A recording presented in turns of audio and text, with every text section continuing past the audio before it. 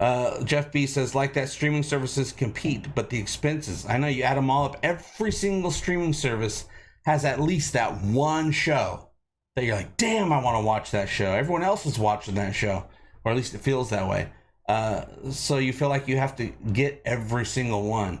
Where now I'm feeling more like I'd rather have maybe one or two and then just rotate the third one to whatever service has a show that just came out or just finished, and I can go binge watch the whole thing. Instead of we just keep having them.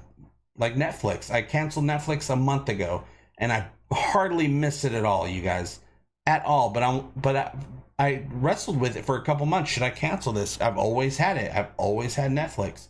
So I was like, oh, I think it's just a habit. I was like, once I realized it's just a habit having it, then I got rid of it, and I haven't missed it at all.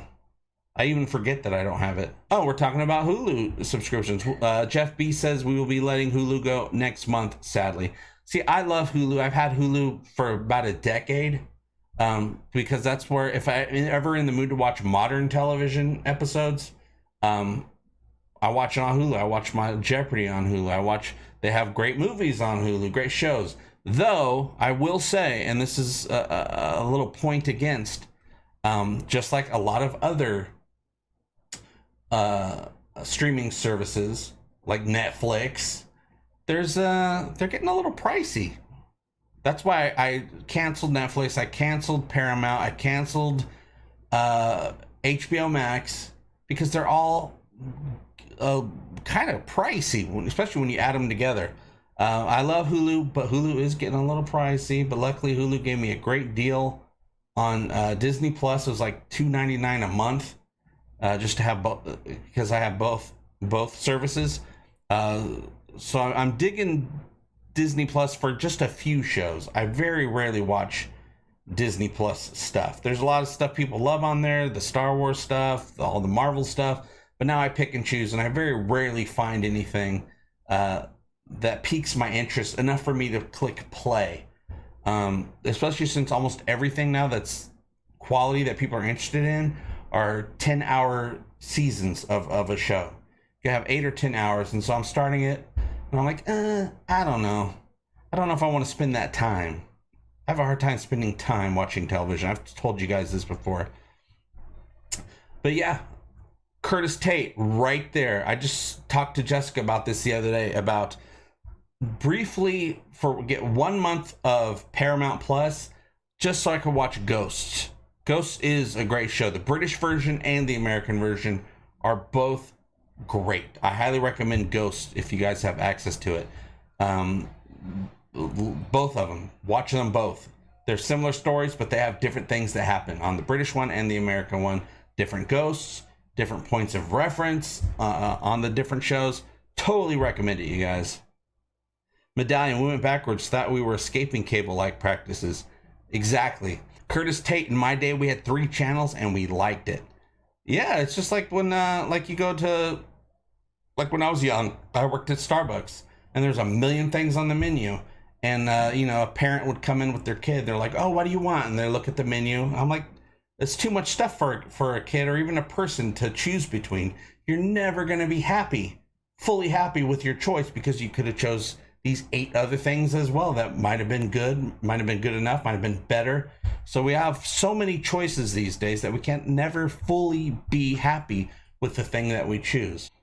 John Smith, I really think critics are being biased. Critics are always biased.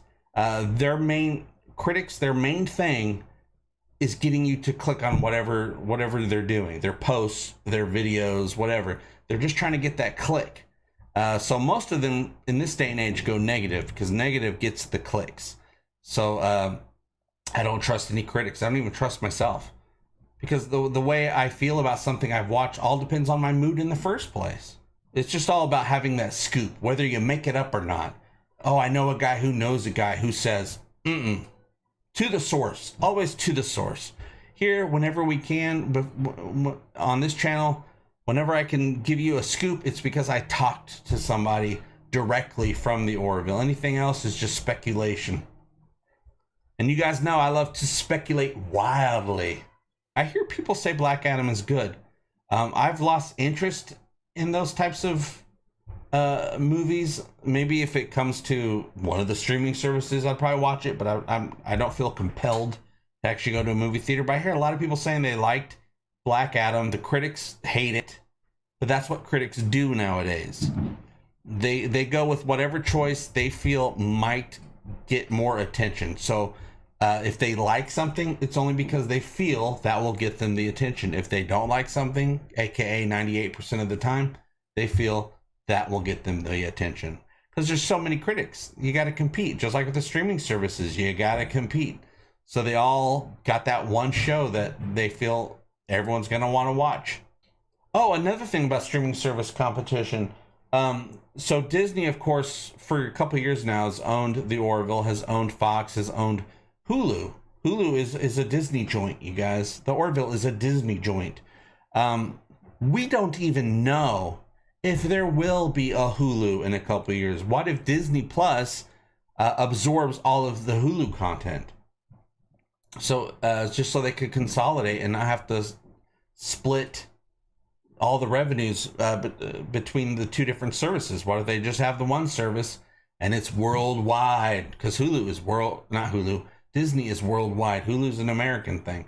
I don't know if there's going to be a Hulu. I don't know if they're in trouble or not. I doubt it. They got some great content. They got a lot of subscribers. They got, everyone loves that. Well, not everyone, but lots of people watch The Handmaid's Tale. I appreciate The Handmaid's Tale, but I can't watch it. Too dark for too long for me. And it's realistic. Some parts of the world do deal with the stuff that people deal with on A Handmaid's Tale. But just too dark. And like I said on Twitter, I think yesterday, an episode of Handmaid's Tale is 25% script and 75% sad reactionary shots.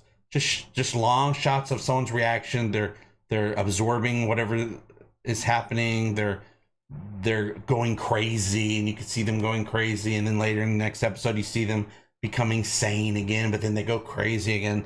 I appreciate the message of the show. I just can't watch something that dark for that long. If I'm going to watch something dark, it's got to be movie length and not season length. Because I'm just a little empathetic person. I start feeling bad for people too much, and then I start feeling bad. So yeah, I feel that Hulu will get folded into Disney Plus at some point. I think it's a possibility, but I really know very little about the business side of things when it comes to those streaming services. But I do know it's very obvious that the Orville has gotten the numbers that it needs. And if we just keep engaging with the content, it'll just help solidify that.